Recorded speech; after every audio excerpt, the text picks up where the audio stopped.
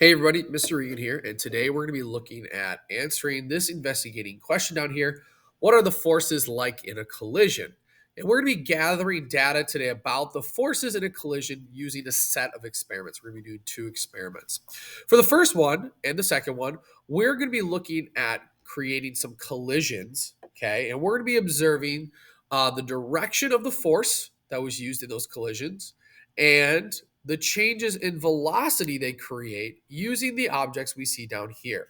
So in each experiment, you're going to get a ruler, you're going to get two rubber balls, and you're going to get a golf ball. And we're going to be using these objects to create collisions so that we can observe what direction the forces were being applied in and what sort of changes in velocity that we saw.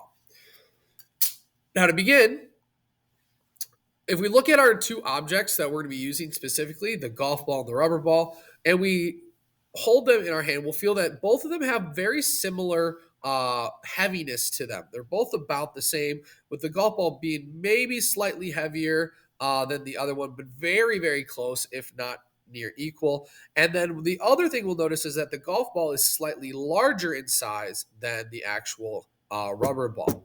And these two objects are going to play a role, and their mass is going to play a role in what happens as they collide, both the force that they apply and also their velocity changes. So let's go ahead and take a look at how we're going to set up our very first experiment and create some collisions. In our first experiment, you're going to be rolling objects along the groove of a ruler. So if you look at a ruler, you're going to see a groove here in the very middle, and you're going to be setting it up so you can observe what happens when they collide inside of this groove. You're going to have one object, object A, starting on the very far end of the rulers, and then object B is going to be starting in the very middle of the ruler. Now you're going to be changing which object is which, but always know object A will be on the outside and object B will be in the very middle, similar to what you see here with the golf ball and the ruler.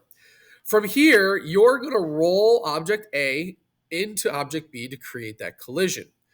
You need to make sure that that collision occurs and that both objects stay on the ruler so we can observe, again, their velocity change and the force that caused them to move. You're going to be doing three trials, trial 1, 2, and 3, where object A is going to be changing each time and object B will be changing each time. So take a notice about which object is which so you can set it up correctly for your experiment. Once they collide, you're going to need to observe both object A and B and what happens with them so that you can record data about them. So for example, the first set of data we're going to record is the velocity data for object A and object B. After the objects collide, we need to look at what their velocity effect was.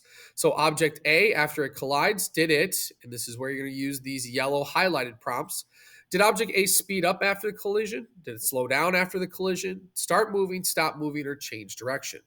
You're going to pick which of these goes here based on what you observed. You're then going to do that for object B. So after they collided, what did you see happen? Did it speed up, slow down, start moving, stop moving, change direction? What did you see occur here? Lastly, you're then going to be putting the force direction. Okay, so looking at object A after it collided, okay, we're going to be asking ourselves which way did the force, which way was the force applied to object A? Okay, so was the force applied to object A to the left, to the right, or was there no force direction applied? And then same with object B. Which direction was the force applied? So after we see them collide, which force direction affected B? Was it push to the left, push to the right, or so on? Notice you're going to run trial 1, collect your data, and then you're going to set up trial 2 where the objects A and B are going to change, run the collision and collect your data, and so on. So that is how we set up the experiment. That is how we collect our data. If you have questions, reach out. Otherwise, good luck.